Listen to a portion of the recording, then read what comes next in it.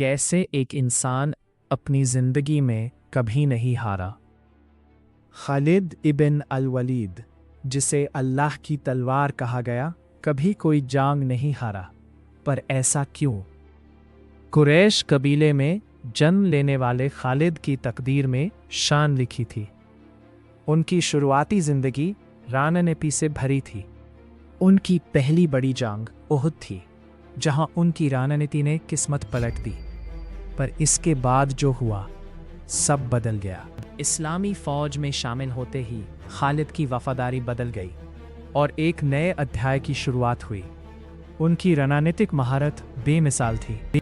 मुक्ता की जंग में खालिद ने बेमिसाल शुजाअत और नेतृत्व दिखाया और अल्लाह की तलवार का खिताब पाया। यारमुक की जंग में उनकी रणनीतियाँ दास्तान बन गई, पर असली मोड़ उनकी अचानक चालें थीं। खालिद का नेतृत्व सिर्फ रणनीतियों से नहीं था, ये उनके अटूट इरादे का प्रतीक था। कैसे उन्होंने इतनी वफादारी जगाई? तकदीर, किस्मत और इलाही ताकत पर उनका विश्वास निर्णायक था।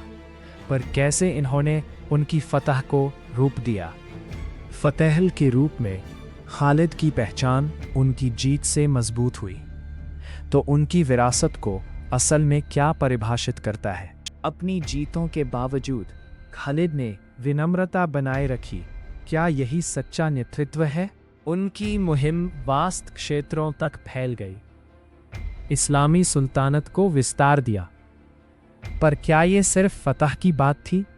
जब सुल्तानतें उठी, खालिद ने नए चुनौतियों का सामना किया। उन्होंने बदलते मंजर में कैसे डाल बदला। अपनी जिंदगी के अंतिम दौर में खालिद ने अपनी यात्रा पर विचार किया। कौन से सबक वो छोड़ गए?